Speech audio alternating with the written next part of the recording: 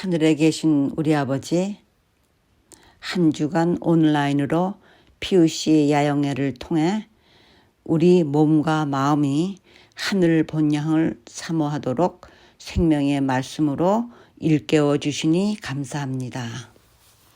포스트 코로나 시대를 살면서 외로움과 불안감이 급증하는 사회 속에서 우리를 홀로 두지 않으시고 각자의 형편에 따라 기적같이 다가오시는 주님의 무한한 사랑과 치유의 능력을 찬양합니다. 이 바벨론 같은 혼돈의 시간에 홍수처럼 널려져 있는 각종 정보에 갈 바를 몰라 헤매이는 저희들에게 이준원 박사를 통해 하나님의 건강 원칙으로 질서를 잡을 수 있게 도와주시니 감사합니다. 우리 연수가 82요, 강건하면 90이라도 그 연수의 자랑은 수고와 슬픔뿐인 이 세상 나그네로 살아가면서 병약하지 않고 아프더라도 창조주를 앙망하는 가운데 영육간의 치유 역사를 소망합니다. 하나님이 세우신 교회를 통해 이 마지막 시대를 맞이한 세상을 영원한 복음으로 비춰주시는 빛을 볼 수 있고 그분의 사랑 안에서 기뻐할 수 있도록 지혜를 구합니다. 보혜사 성령님이 저희와 함께 하실 것을 약속하신 주님의 그 언약을 붙들고 이 시간 건강기별이 우리를 일으켜 세우는 힘이 되는 활력을 얻도록 바랍니다. 예수님의 이름으로 기도드립니다. 아멘.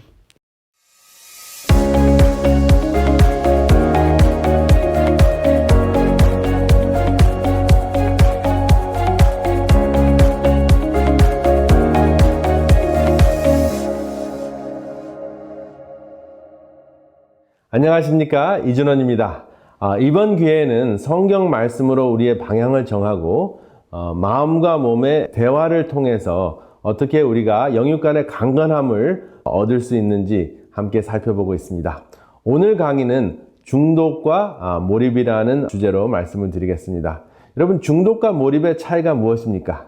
중독과 몰입, 일상적으로 잘 쓰는 말인데요. 보통 중독하면은 담배, 술, 마약, 그리고 도박과 같은 우리와 거리가 먼 것이라고 생각하는데 사실은 중독은 그렇게 먼 곳에 있지 않고 우리의 일상생활에 있다는 것을 알 수 있습니다. 그리고 이 중독 때문에 우리의 다른 그 신체적인 건강이 망가지고 있다 하는 것을 알 수 있는데요. 중독은 크게 물질 중독과 행동 중독이 있습니다. 그리고 중독은 세 가지 대표적인 증상이 있는데요. 첫 번째는 내성이 있다 하는 것입니다. 그래서 똑같은 자극으로는 만족스럽지 않기 때문에 계속 그 수위를 높여야 된다 하는 것이고요. 그리고 두 번째는 금단 현상이 있다는 것입니다. 그래서 이러한 물질이나 또 행동을 하지 않으면 후유증이 생긴다 하는 것이고요. 그리고 세 번째는 일상생활에 지장을 준다 하는 것입니다. 그리고 일상생활에 지장 주는 것이 나타나지 않을지 몰라도 나의 생산력이 감소된다 하는 것을 여러분들이 아실 수가 있습니다.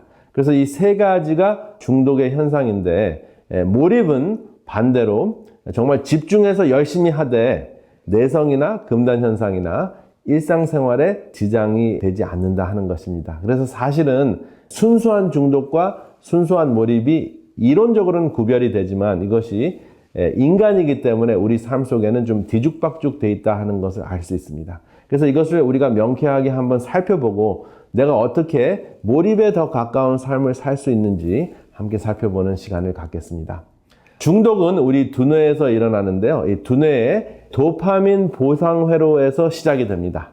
도파민이라는 것은 여러분들이 익히 잘 아시다시피 새로운 것을 체험했을 때, 또 쾌감을 느낄 때, 또 동기부여가 될 때 우리 마음에 해당되는 뇌 중앙 부분에서 분비가 되는데요.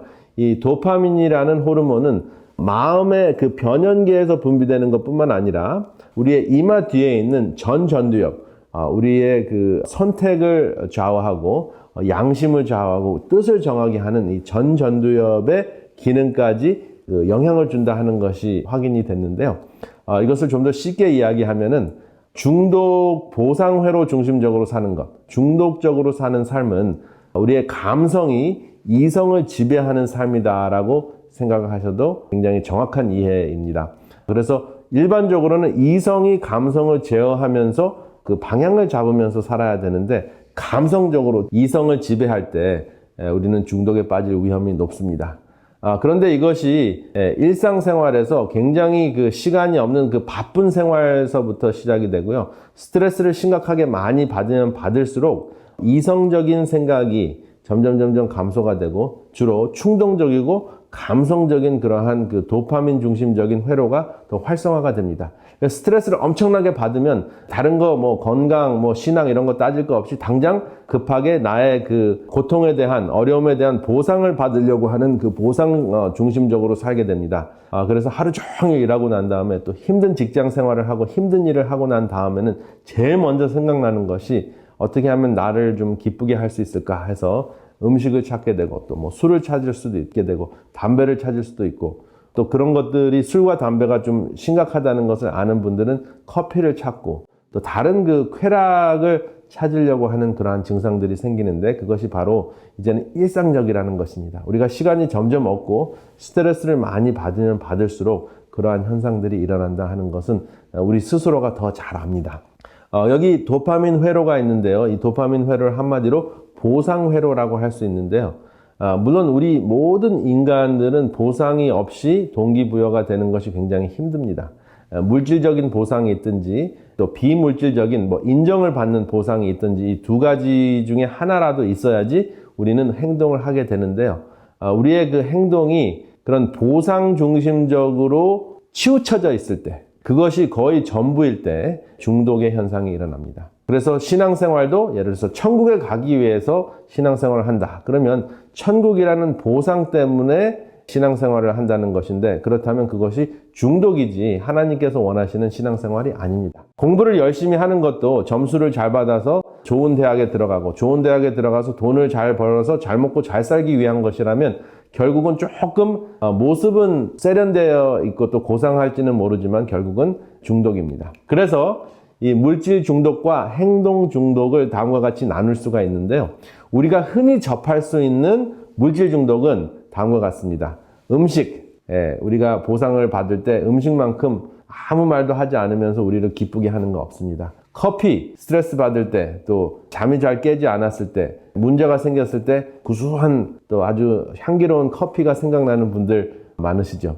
그리고 마리화나는 최근에 합법화되면서 최근 미국에서는 합법화되면서 마리화나를 통해서 고통스러운 것을 감수하고 다양한 그 혜택을 추구하기 위해서 마리화나를 선택하는데 마리화나의 문제는 중독성이 있고 과거에는 이것이 마약으로 분류됐는데 그래도 혜택이 충분히 있다고 생각해서 이제 합법화가 됐습니다. 의사 처방을 통해서 받을 수 있는 것인데 일단은 합법화되면서 더 많은 중독의 문제가 생기고 있습니다. 그리고 술과 마약, 담배는 이루 말할 것 없습니다. 그리고 반면에 행동 중독이 있는데 행동 중독에 있어서는 쇼핑, 도박, 게임, 인터넷 그러한 것들이 있는데 이것들은 우리가 흔히 접할 수 있는 것이죠. 이제는 쇼핑을 바깥에 나가지 않아도 전화 안에서 다 해결할 수가 있습니다. 도박도 마찬가지입니다. 요즘에는 주식을 투자하는 것도 도박적으로 하는 사람들이 굉장히 더 많아졌죠. 주식을 하나의 저금으로 그 영구적인 저금으로 생각을 해야 되는데 그 때를 맞춰서 사고 팔고 하다가 결국은 도박적으로 주식을 하다 보면 더 많은 손실을 체험하면서도 빠져나가지 못하는 것을 볼 수가 있습니다. 그리고 게임과 인터넷 역시 우리 단 일상생활을 하지 못하도록 하는 그러한 중독으로 우리를 빠뜨릴 수가 있습니다. 그런데 이러한 그 행동 중심 중에서 가장 심각한 것들이 있는데 이것이 권력 중독 그리고 돈 중독이라고 할 수 있겠습니다. 권력이 있으면 과거에는 돈도 따라오기 때문에 권력이 가장 심각한 중독이었는데 최근에 보면은 자본주의 이 시대에 우리가 살고 있잖아요. 그래서 자본주의 시대에는 돈만 충분히 있으면 권력도 움직일 수 있는 그러한 현상이 자꾸 나타나기 때문에 특별히 한국과 같이 그 비교적 작은 나라에서는 권력보다 돈이 더 힘이 센 것을 종종 목격하게 됩니다. 권력이 있는 사람이 돈을 움직이다가도 결국은 돈이 있는 기업이 또 권력을 움직이는 그러한 다양한 중독을 우리가 보게 되는데요. 돈을 우리가 생각을 하면 이것은 거래의 수단이잖아요. 사실은 우리가 만질 수 있는 물질이 아니라 행동 중심으로 분류가 되는 것은 이것은 거래하는 수단이기 때문에 그런데요. 이 매매, 거래의 능력 이것은 우리에게 엄청난 쾌감을 줍니다. 이것만 있으면 못하는 것이 없는 또 하나의 권력인 것이죠. 그래서 사실은 이것을 잘 살펴보면 우리가 어떻게 우리의 삶을 지배를 받고 있는가 하는 것을 알 수 있습니다. 여기 음식 중독을 어떻게 알 수 있나 하는 그 내용을 제가 소개해 드리려고 하는데 이 내용은 세계보건국에서 다음과 같은 증상이 있으면 음식 중독일 수도 있다라고 발표를 했습니다. 첫 번째, 음식을 먹을 때 훨씬 더 많은 양을 먹는다. 그리고 특히 스트레스에 반응을 해서 내가 먹을 수 있는 양, 또 내가 필요한 양보다 훨씬 더 많은 양을 먹는다 하는 것을 스스로 발견할 때 음식 중독일 수 있습니다. 그리고 훨씬 더 많은 양의 음식을 먹는데 먹는 음식의 종류가 바뀝니다. 그래서 점점점 탄수화물 수위가 더 높은 것으로 선택을 하게 되는데요. 과거는 잡곡밥도 맛있게 먹었는데 잡곡밥 대신에 백미나 국수, 하얀 국수가 땡기고요. 또 그거보다는 과자나 초콜릿이 더 땡긴다 하면은 이제 탄수화물 내성이 생긴 거죠. 그래서 점점점 그 수위가 높은 것을 선택을 하는 것입니다. 그리고 과거에는 싱겁고 그냥 식재료 자체만 가지고도 만족을 했는데 간이 더 세고 더 매콤하고 더 짜고 또 입을 더 즐겁게 하는 쪽으로 치우친다 했을 경우에는 내성이 쌓여서 음식 중독의 가능성이 높습니다. 그리고 배부름에도 불구하고 계속 먹는 것을 발견합니다. 내가 배부르고 더 이상 안 먹어도 되는데 왜 계속 먹지? 하고 생각이 들면 그것은 음식 중독일 수가 있습니다. 그리고 내가 먹는 양이 과거에 비해서 또 이거 너무 많이 먹는 거 아니야? 하는 그런 생각이 들 때 음식 중독일 수가 있고요. 그 다음에 또 음식을 양적으로 많이 먹는 것보다 자주 먹어서 또 양도 또 많이 먹어서 일상생활에 문제가 됐을 때 중독일 수 있습니다. 그리고 만약에 음식을 조금 늦게 먹거나 줄이거나 아니면 금식을 했을 때 지나치게 불안하고 짜증이 나고 우울감이 생긴다. 그러면 음식 중독인데 바로 금단 현상이 일어나서 그렇습니다. 그래서 이러한 증상들이 여러분들 삶 속에 나타난다 하면 음식 중독일 가능성이 높습니다. 그리고 또 중독이 심한 것이 또 무엇이 있나요? 바로 커피 중독인데요. 커피는 혜택도 있고 문제점도 있습니다. 그래서 제 다른 그 강의들을 보시면은 이제 커피에 대한 혜택이 있음에도 불구하고 어떤 사람에게는 피해가 된다 하는 것을 자세하게 설명한 내용이 있는데요. 결국은 혜택도 있고 문제가 있다면은 저는 개인적으로는 건강식품으로 권장하지 않습니다. 커피는 의존증이 생기는 것이 가장 큰 문제입니다. 아침에 일어났을 때 커피 한 잔으로 하루를 시작해야 된다는 사람들이 제 환자의 90% 이상이 됩니다. 그리고 커피가 속을 쓰리게 하고 잠을 못 자게 함에도 불구하고 커피를 계속 먹지 않으면 리바운드 헤데이크, 두통이 생겨서 또 커피를 마셔야 된다. 이러한 그 이야기를 하는 분들이 많은데 그렇다면은 커피 중독입니다. 물론 커피의 그 카페인을 빨리 분해해서 커피의 불이익을 분해하는 분들도 있지만은 많은 경우에는 우리 특별히 동양인 가운데에는 빨리 분해하지 못하는 사람들이 대부분이기 때문에 커피 중독에 빠지게 되면 여러 가지 머리부터 발끝까지 불이익이 많이 다가오는데 일단은 두뇌가 쉬지를 못합니다. 우리가 잠을 잘 때 완전히 숙면을 취해야 되는데 커피의 기운이 항상 배경에 있으면 충분한 쉼을 취하지 못하는데 충분히 쉬지 못하면 결국은 몸이 회복이 되지 않는 것이죠. 잠은 자긴 잤는데 그리고 그렇게 피곤하지는 않은데 그래도 몸이 여기저기가 이제 약해질 수가 있습니다. 대표적으로 커피는 이뇨제 역할을 하기 때문에 칼슘이 빠져나오기 때문에 뼈가 약해질 수가 있습니다. 그리고 두뇌를 편안하게 쉬게 하지 못하기 때문에 정말 숙면을 통해서 두뇌 세포도 회복이 돼야 되는데 두뇌 세포가 회복되는 것을 막아줄 수도 있습니다. 물론 어떠한 연구 결과를 보면은 치매를 예방한다고 하지만 사실은 치매를 예방한다는 양은 굉장히 많은 양의 커피인데 그 커피를 마셨을 경우에 다른 신체 부위가 또 문제가 생길 수도 있기 때문에 커피를 마시는 것을 건강 생활이라고 하기에는 굉장히 힘듭니다. 그리고 특별히 속이 약하신 분들은 산이 많이 나오게 하는 그러한 커피의 역할이 있는데요. 그 산이 많이 나오면 나올수록 위염이 생길 가능성이 높고 위염이 위궤양으로 진행이 되고 또 위궤양이 위암으로 될 수도 있기 때문에 반드시 그렇다는 것은 아니지만 위가 약하신 분들에게는 커피가 좋을 수가 없습니다. 그리고 뼈가 약하신 분들, 근육이 약하신 분들, 커피가 이제 치명적일 가능성이 있는데요. 일단은 여러분들이 이것이 의존성이 있는가, 또 후유증이 있는가, 금단 현상이 있는가, 더 많은 양을 계속 마셔야 하는가, 이런 것을 살펴보시고 중독이 아닐 수도 있지만 중독인 경우에는 내 건강에 문제가 될 수 있다 하는 것을 염두에 두시기를 바랍니다. 그리고 이번에 제가 조금 초점을 두고 싶은 그 약초가 있는데요. 이것이 과거에는 마약이었습니다. 마리화나라는 약초인데요. 마리화나는 그 안정수용체를 자극을 해서 몸을 편안하게 하고 다양한 그 혜택이 있습니다.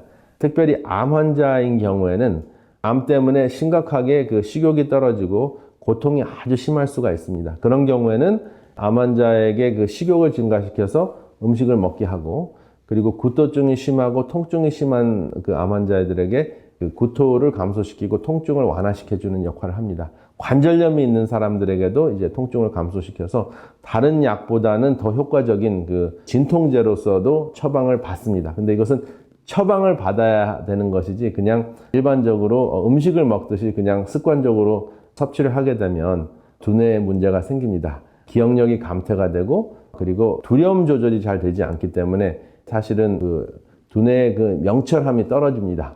그리고 쾌감을 증가하기 때문에 역시 다른 마약과 같이 중독 현상을 일으킬 수도 있습니다. 그런데 반면에 그 또 하나의 그 혜택은 무엇이냐 하면은 이 마리화나가 그 움직임에 문제가 있는 사람들을 있잖아요. 그 간질이 있는 환자들이나 또 파킨슨스 질병이 있는 분들에게는 제한적인 그 도움을 줄 수가 있는데 그러한 제한적인 도움 때문에 기억력을 감퇴시키거나 두뇌의 기능이 저하되는 것을 감수하실 수 있는지 그것은 심각하게 고려해야 될 문제죠. 그래서 이 마리화나보다는 제가 이제 추천해 드리고 싶은 것은 햄프라는 그 약초인데요. 햄프는 일반적으로 이제 햄프 씨앗을 갈아서 섭취하도록 합니다. 이 햄프라는 것은 마리화나 같이 비슷하게 생겼는데요. 그 잎새가 이 위에 보시면은 마리화나 잎새는 7개의 잎새가 있고요. 햄프는 5손가락 같이 잎새가 5개밖에 없습니다. 그래서 이 햄프라는 약초는 두뇌 기능을 전혀 방해하지 않고 안정감을 주는 좋은 약초인데요. 역시 그 항산화 역할을 해서 두뇌를 보호하고 두뇌의 노화 현상을 예방하는 역할을 합니다. 그리고 안압이 감소가 되는데 가장 도움이 되는 것은 60세 이상이 되면은 많은 분들이 녹내장에 걸릴 가능성이 높아지잖아요. 그래서 녹내장이 심한 사람들은 햄프 씨앗을 갈아서 드시는 것이 굉장히 도움이 됩니다. 그리고 심장과 혈관에 도움이 돼서 동맥경화 현상이나 혈관이 막히는 것을 예방해주는 역할을 합니다.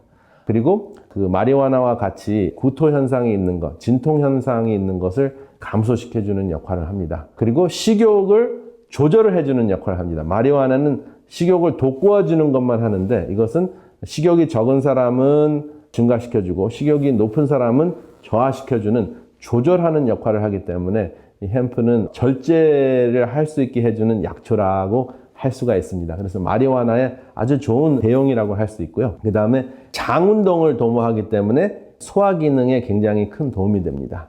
그리고 여러분들이 굉장히 중요하게 생각하시는 피부, 머리카락, 손톱, 발톱 이러한 그 모든 그 여러분들 매일 손질하시고 보시는 여러분들의 그 피부에 관련된 장기에 큰 도움이 됩니다. 그리고 뼈에 도움이 되고 근육에 도움이 되고 관절염을 감소시키는 역할을 합니다.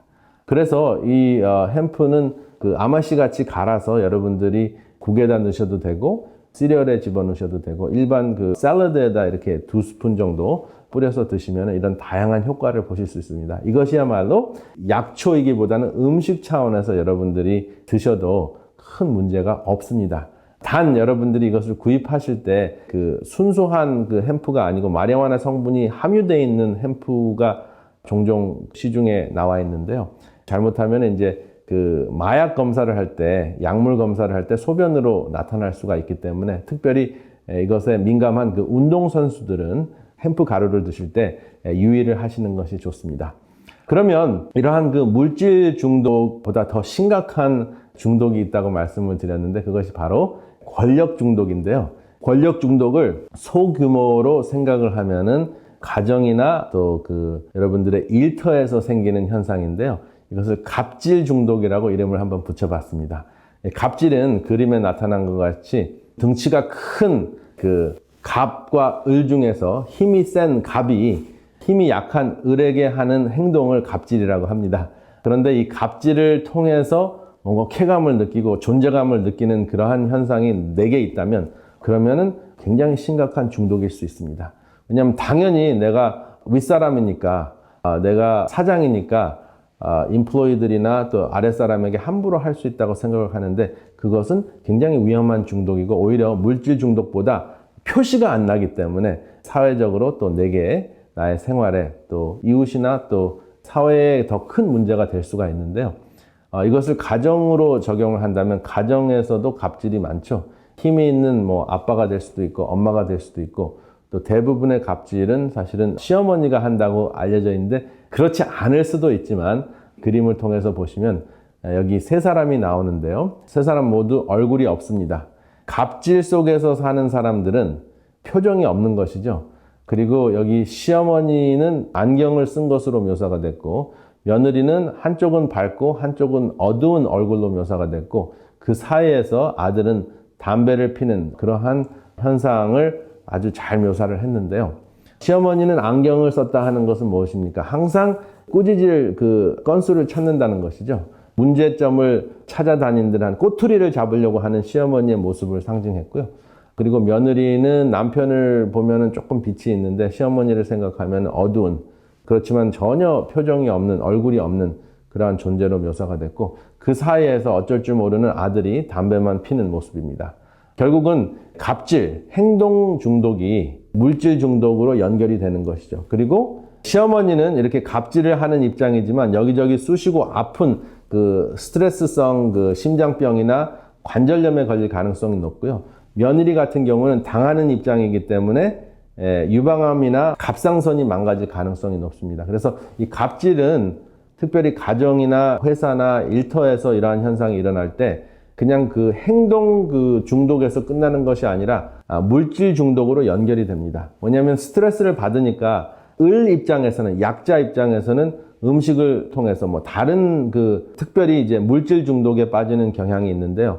여기 보시면 아들은 이제 담배 가장 끊기 어려운 중독에서 헤어나기 힘든 담배 그 흡연이라는 중독에 빠지게 됩니다. 그렇기 때문에 결국은 이 갑질이라는 것이 제가 봤을 때는 가장 심각한 문제가 아닌가 생각이 됩니다.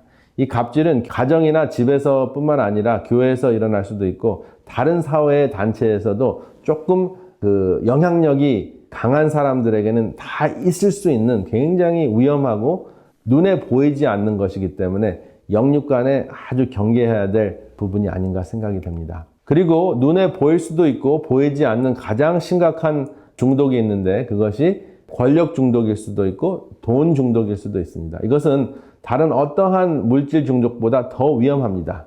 그래서 저는 이것을 종합 중독이라고 하는데요. 돈이나 권력 중독은 두뇌 회로의 전체적인 구조가 변형이 됩니다. 왜 그러냐고요? 돈과 권력은 의식주에 영향을 줄 수 있습니다. 안전에 영향을 줄 수 있고 소속감을 좌우하고요. 평판과 명예가 돈과 권력에 깊은 관련이 있죠. 그리고 내 존재의 의미도 돈과 권력에 의해서 지배를 받습니다. 그렇기 때문에 돈과 권력은 우리 두뇌를 완전히 바꾸어 놓는 그러한 엄청난 중독 현상을 일으킬 수가 있는데요. 역사적으로 권력 중독에 빠져 짐승이 된 사람이 있습니다. 바로 느부갓네살 왕인데요. 다니엘이 꿈을 해몽을 할 때 느부갓네살 왕이 다스리는 바벨론이 금으로 만들어져 있는 머리의 부분에 해당이 된다고 하니까 이 느부갓네살 왕이 너무나 신이 났는데 신이 난 나머지 자기가 신이 되려고 했죠. 그래서 느부갓네살 왕은 다니엘 4장 30절에 다음과 같이 이야기했습니다. 이 큰 바벨론은 내가 능력과 권세로 건설하였다. 그리고 내 위엄과 영광을 나타낸 것이 아니냐라고 교만에 빠져 있었는데 그 교만이 바로 이 느부갓네살 왕을 짐승이 되게 했습니다. 그래서 7년 동안 짐승과 같이 살았는데요. 느부갓네살과 같은 그러한 그 사람들 역사적으로 굉장히 많았죠. 이 권력 중독은 물질 중독보다 훨씬 더 위험한 것인데요. 이 느부갓네살 왕뿐만 아니라 역사적으로 지금 전 세계적으로 이 권력 중독에 빠진 사람들 또 우리 스스로를 발견할 수 있습니다. 영어로는 absolute power corrupts absolutely. 절대 권력은 절대 부패한다. 그래서 사실은 큰 영역이나 작은 영역에 있어 내가 만약에 절대 권력을 행사할 수 있는 그러한 상황이라면 절대적으로 부패할 수밖에 없다 하는 것을 항상 염두에 두고 내 자신을 살피는 것이 아주 중요할 것 같습니다. 그런데 이것이 바로 바벨론의 모습인데요. 역사적인 바벨론 무너졌습니다. 그리고 내 안에 있는 바벨론 지금 하나님께서 무너뜨릴 것이고 또 앞으로 무너질 것입니다. 그리고 우리가 잘 알고 있는 다윗도 사실 행동 중독에 빠져 있었던 것 같습니다. 다윗은 바세바 사건도 있었고 또 인구조사 사건이 있었는데 역시 두 가지 다른 그 중독 현상이었는데 다윗 정치 말년에 인구조사를 하는 것이 큰 죄가 되었습니다. 왜 그랬을까요? 다윗이 이제 자기가 40년 동안 통치를 하고 난 그 업적을 인구조사를 통해서 살피려고 했던 그 마음이 있었습니다. 그 마음을 그 사단이 충동을 했습니다. 그리고 하나님께서 허락을 하셨다는 차원에서 다윗을 격동시키사 이런 표현을 썼는데 결국은 자아 중독, 권력 중독에 빠졌던 모습을 우리가 확인할 수 있습니다. 그래서 다윗과 같이 하나님과 마음이 합한 자도 이 중독에서 헤어나오지 못한 것을 우리가 알 수 있습니다. 그래서 지금 말씀드리는 내용이 먼 옛날 이야기, 느부갓네살 이야기, 그 다음에 더 옛날 그 다윗 왕 이야기가 아니라 바로 우리 오늘날 신앙생활을 하는 우리들의 이야기가 아닌가 싶습니다.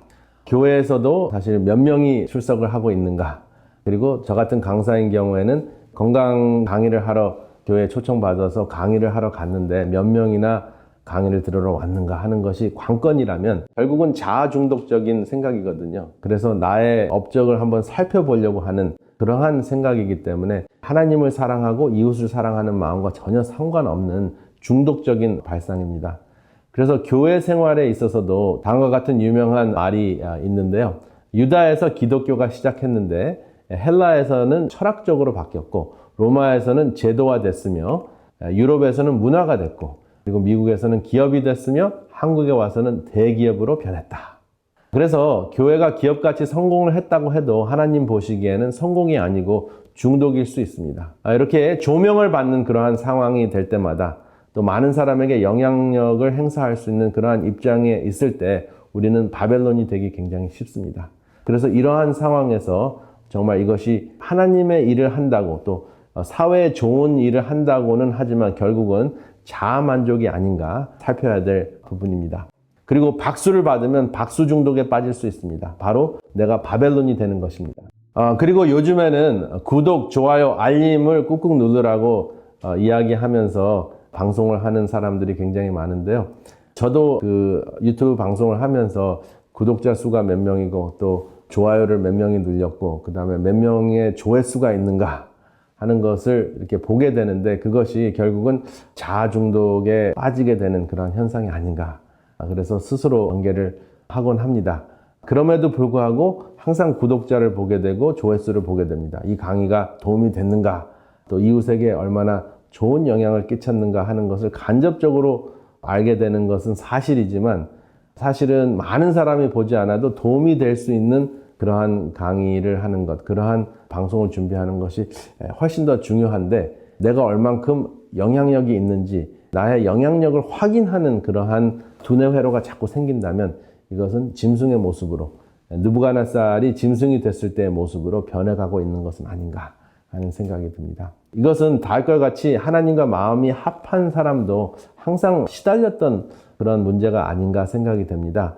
사울이 죽인 자는 천천히요 다윗은 만만히로다. 얼마나 도파민이 많이 나오는 그런 상황이었을까요?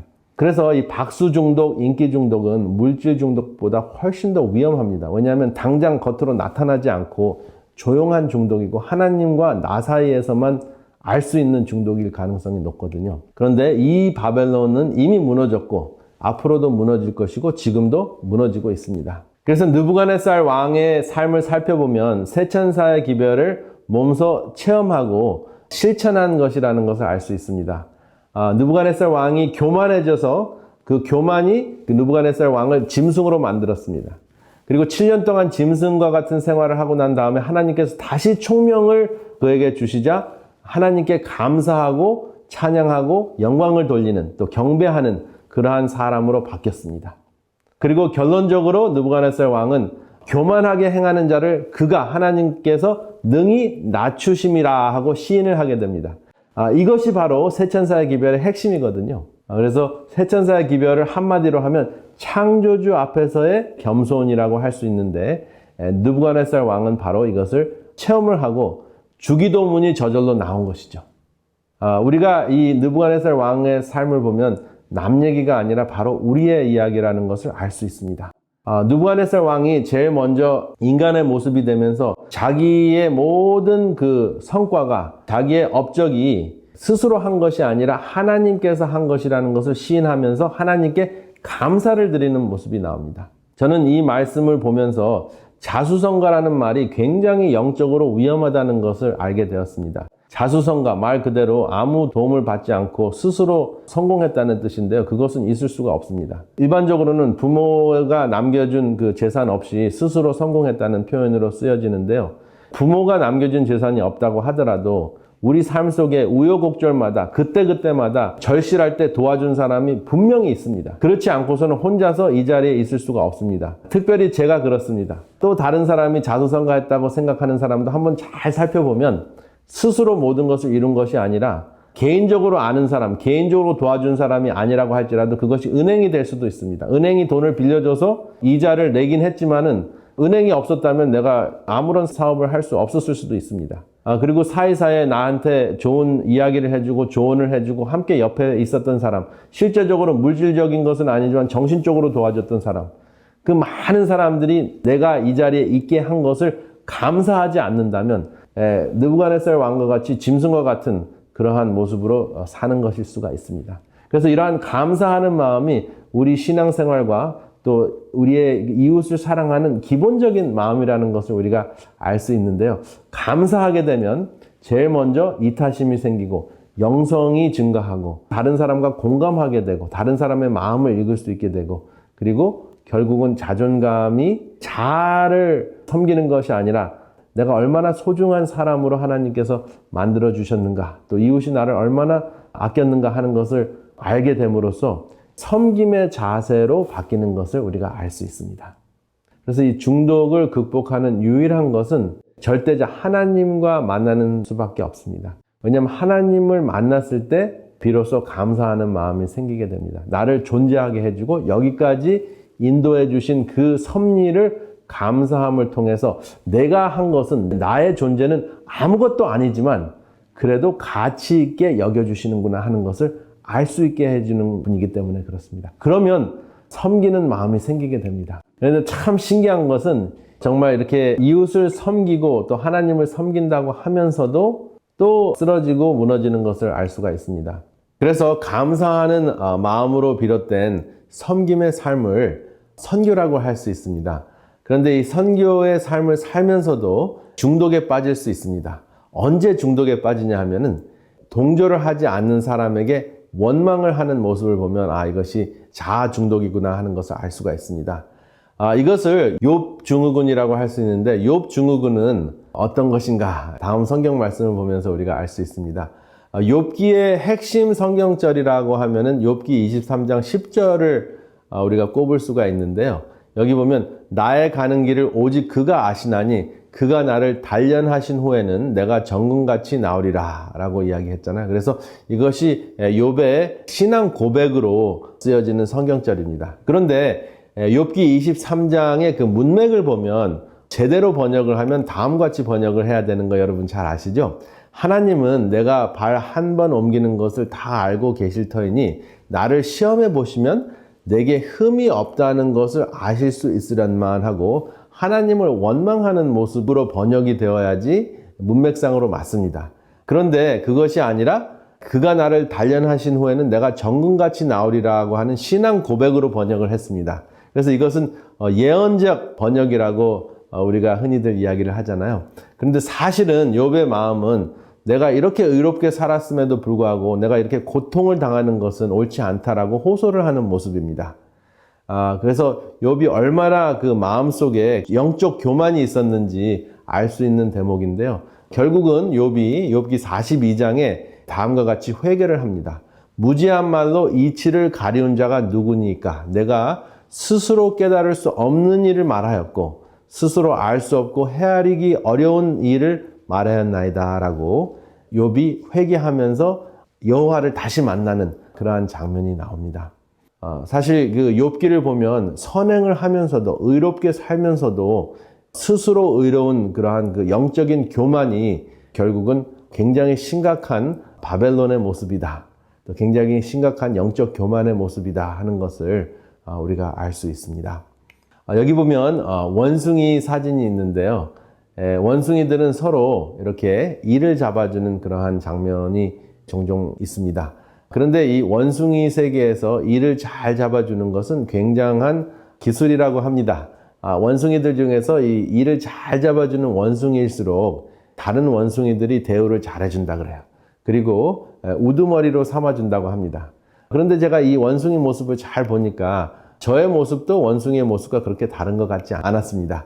원숭이와 인간의 유전인자를 잘 비교해보면 98.5%가 비슷하다는 것을 알 수가 있는데, 그러면 원숭이와 사람의 그 1.5%의 차이가 무엇인가 한번 보겠습니다. 그 1.5%의 차이가 바로 전두엽의 차이인데요. 먼저 원숭이와 사람의 비슷한 점을 보면은 기술을 배우고 그 다음에 출세하고 싶어하고 그리고 우두머리가 되고 싶어하는 것은 비슷합니다. 그런데 원숭이의 두뇌에 비교해서 훨씬 더 큰 그 전두엽의 부분이 있는데 바로 이 부분입니다. 바로 이 전두엽의 부분인데, 이 부분은 다른 어떠한 동물보다 사람의 그 전두엽은 굉장히 크고 굉장히 기능이 다양하고 그 원숭이, 짐승과 사람을 구별하는 부분입니다. 어떠한 부분이 다르냐 하면은 감사하고 경배할 줄 아는 그러한 그 기능이 바로 이 전두엽의 기능인데요. 여러분, 이 감사한다는 것이 어떠한 의미일까요? 단순히 고맙다 하는 그런 의미가 아니라 내가 내 스스로 이 자리에 있는 것이 아니라 내 이웃의 도움을 받아서 이 자리에 있다 하는 것을 인식을 하고 이웃을 인정하는 것입니다. 그리고 그 이웃을 있게 해준 하나님께 경배할 줄 아는 그 모습이 바로 이 전두엽의 모습인데, 짐승과 사람의 차이가 바로 여기에 있습니다. 지금 전 세계적으로 공로주의가 문제다라고 지식인들이 외치고 있는데요. 공로주의는 무엇이냐면 나의 공로로 이 모든 것을 이루었기 때문에 내가 사람들을 내 공로대로 내가 누리는 것은 전혀 문제가 없다, 이렇게 생각하는 교만이 바로 공로주의라고 지식인들이 외칩니다. 단 한 사람도 그 자리에 있을 수가 없다는 것이죠. 이웃의 도움이 없었다면. 지금 여러분들과 제가 이 자리에 편안하게 있는 것도 누군가가 전기를 보내주기 때문에 불을 켤 수 있고, 그 다음에 물을 보내주기 때문에 물을 쓸 수가 있고요. 쓰레기를 버려주기 때문에 우리 사는 집이 더러워지지 않고 깨끗하게 정리가 될 수 있는 것이잖아요. 그래서 그렇게 생각하게 되면은 정말 내가 사는 것이 나의 스스로의 힘으로 사는 것이 아니라는 것이 확실해지고 모든 그 이웃들에게 감사하게 됩니다. 그러면 나도 그 이웃들에게 내가 가진 것을 다시 반납하고자 하는 마음이 생기는데, 그것이 바로 섬김인데요. 그러한 마음 없이 내가 내 스스로 이만큼 이루었으니까 그냥 갑질하고 살아도 된다 하는 그러한 그 오만한 생각, 그것이 바로 공로주의인데, 그 공로주의에 빠지는 것이 바로 짐승의 모습입니다. 근데 사람이라면 그러한 이웃들에게 감사하고, 그리고 그러한 이웃들과 이 모든 하늘과 땅과 바다 물들의 근원을 만드신 이를 경배하고 그분의 뜻을 따르는 것이 사람의 본분이라고 우리에게 가르쳐 주신 말이 바로 세천사의 기별입니다. 우리가 이 세천사의 기별을 잘 살펴보면 우리가 원숭이로부터 온 것이 아니라 원숭이의 수준으로 떨어지면 바로 짐승이 된다 하는 것입니다. 그 짐승의 모습은 전두엽이 제대로 작동을 하지 않고 충동적으로 자아중심적으로 나만을 위해서 사는 삶, 그것이 바로 짐승과 그의 우상에게 경배하는 이마에나 손에 표를 받는 모습입니다.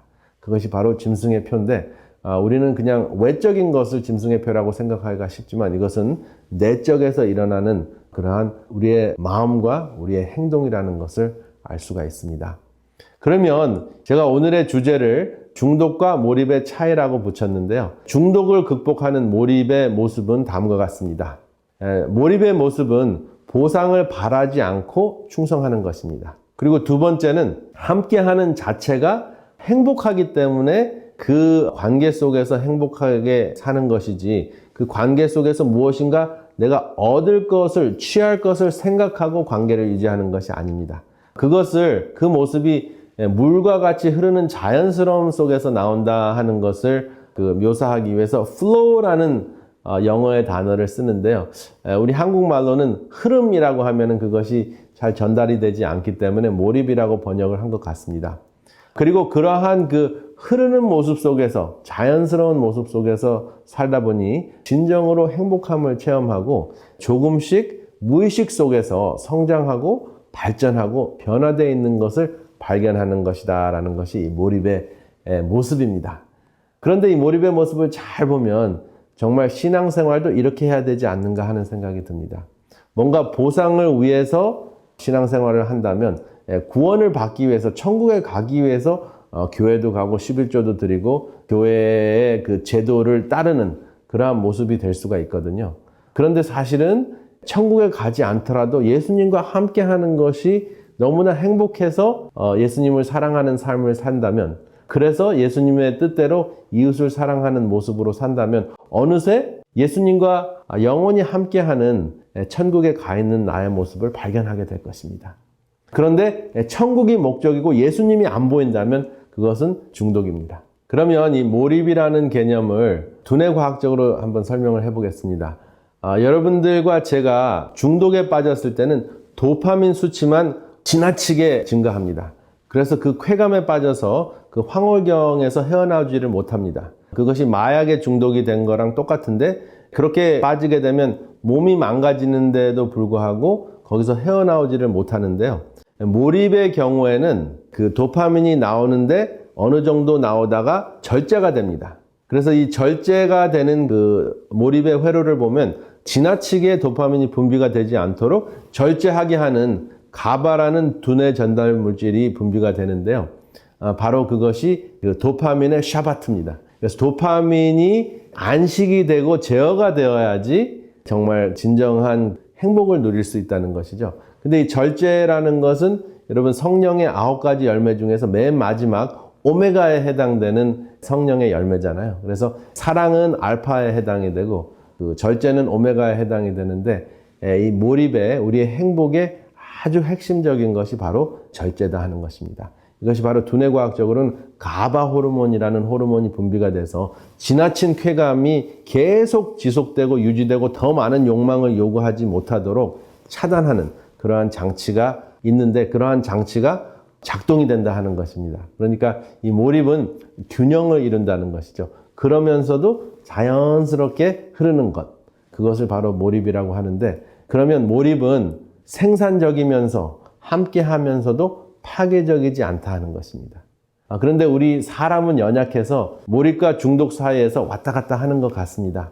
이 몰입을 처음 설명한 그 미하일 치큰미하일이라는 헝가리 심리학자는 몰입은 시간 가는지 모르는 행복감이라고 이야기를 합니다. 그렇지만은 거기에서 빠져서 못 나오는 것이 아니라 생산적이고 발전한다 하는 것입니다. 그래서 우리가 몰입할 수 있는 것은 내가 할 수 있는 것보다 조금 더 어려운 일, 조금 더 도전적인 일을 하면서 내가 발전하고 또 발전하고 또 발전하고 하면서 흐르는 모습이다 하는 것입니다. 근데 중독은 발전하는 모습이 아니고 흐르는 모습이 아니라 처박혀 있는 모습입니다. 그리고 썩어가는 모습입니다. 그래서 여러분들이 그 몰입과 그 중독을 비유하자면 중독은 시궁창에서 썩는 물을 연상을 하시면 되고요. 몰입은 흐르는 시냇물을 연상을 하시면은 중독과 몰입의 차이를 알 수가 있습니다. 둘 다 열중하는 모습이 있고 집중하는 모습이 있는데 하나는 썩고 하나는 생명적으로 흐른다 하는 그 두 가지 차이가 있는데, 우리의 삶의 모습, 우리의 신앙의 모습은 흐르면서 발전하는 모습, 흐르면서 예수와 함께하는 모습이 되어야 하지 않나 하는 그러한 생각을 해보았습니다. 그래서 사실은 흐르지 않고 고여 있으면은 썩게 되는데요. 그것을 영적으로는 라오디게아 증상이라고 할 수 있습니다. 무관심하고 무감각하기 때문에 썩습니다. 그런데 그 능력이 계속 발전을 하고 역량이 계속 발전을 하면서 점점점 어려운 일을 할 수 있는 것을 바로 몰입이라고 할 수 있는데, 이것이 빌사일삼 신앙입니다. 빌사일삼 신앙이라는 것은 내게 능력 주시는 자 안에서 내가 모든 것을 할 수 있다는 확신 속에서 계속 신앙적으로 성장하고 발전하는 모습입니다. 짐승의 모습과 사람의 모습은 왔다 갔다 한다고 제가 말씀을 드렸는데, 여기 보시면 히틀러와 사울의 모습이 있는데요. 바울이 되기 전의 모습이죠. 두뇌 과학적이나 유전인자 차원에서 봤을 때 히틀러와 사도 바울은 99.9%가 같습니다. 그 0.1%의 차이가 무엇이었을까요? 그 회심을 통해서 변한 그 0.1%의 차이는 전 전두엽에서 감사하고 하나님을 경배하는 그 마음이었을 거라고, 그 두뇌의 구조라고 생각을 합니다. 우리도 사실은 이 전 전두엽이 잘 개발이 되지 않은 상황에서는 대부분 일상생활이 그 짐승과 같은 그러한 삶을 사는지 모르겠습니다. 그리고 신앙생활에 있어서도 어쩌면은 다람쥐 쳇바퀴 돌듯이 형식적인 삶을 살 때 우리는 짐승과 같은 삶을 사는 것이 아닌가 하는 생각이 드는데요. 우리가 안식일을 지킬 때에도 그 형식적으로 안식일을 지킨다면 결국은 그 안식일을 지키는 것을 통해서 예를 들어서 구원을 받기 위해서 안식일을 지킨다라고 생각하고 형식주의에 빠지게 되면 결국은 짐승의 모습이 아닌가 하는 생각을 하게 됐습니다. 왜냐하면 이사야 58장 6절에 보면 나의 기뻐하는 금식은 흉악의 결박을 풀어주며 멍에의 줄을 끌어주며 압제당하는 자를 자유케 하며 모든 멍에를 꺾는 것이 아니겠느냐라고 말씀을 하셨는데, 우리는 그 금식과 안식의 본질은 다 잊어버리고 형식만 다람쥐 쳇바퀴 돌듯이 산다면, 그래서 그 이웃의 멍에의 줄을 끌어주는 삶을 살지 않는다면, 그러면 하늘나라 가기 위한, 천국에 가기 위한 그 보상심리 중심적인 신앙생활은 하고 있지 않은가, 그런 생각을 한번 해봤습니다. 그래서 예수님께서는 18년 된 그 사단에게 매임받은 이 아브라함의 딸을 안식일에 이 매임에서 푸는 것이 합당치 아니하냐라고 말씀하시면서 안식일의 본질을 우리에게 알려주십니다.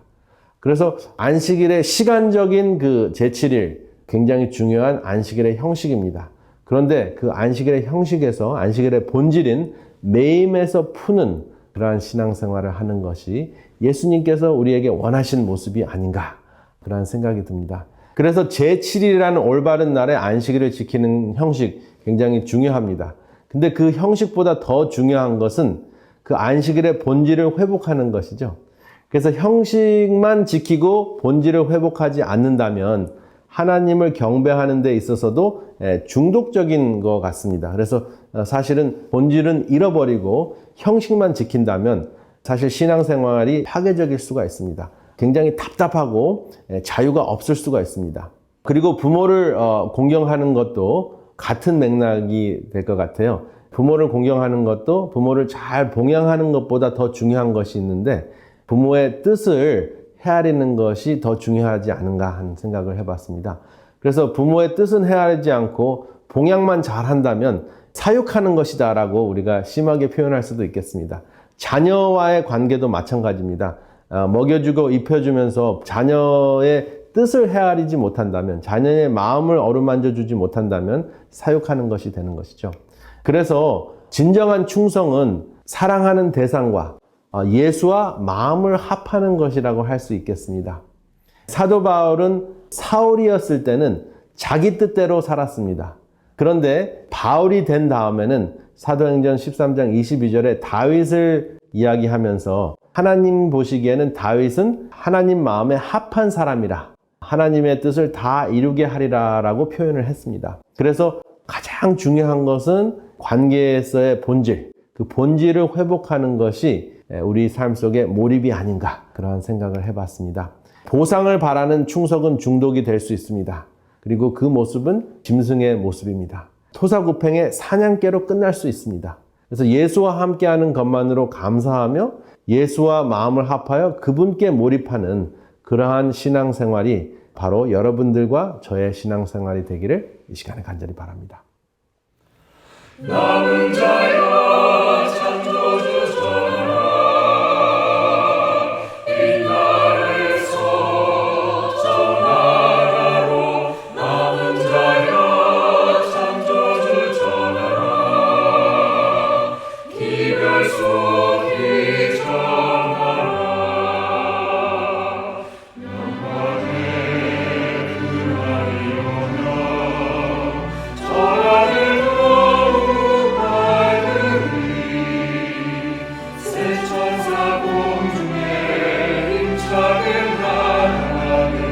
그날이 오며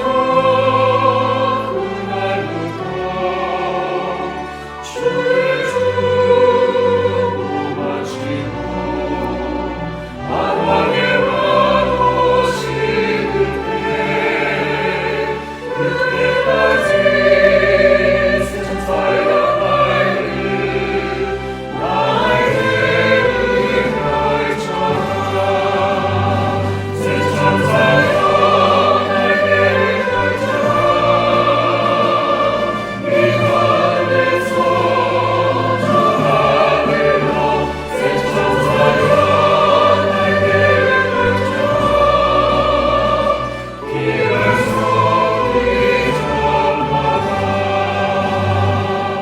기별 속이 전하라.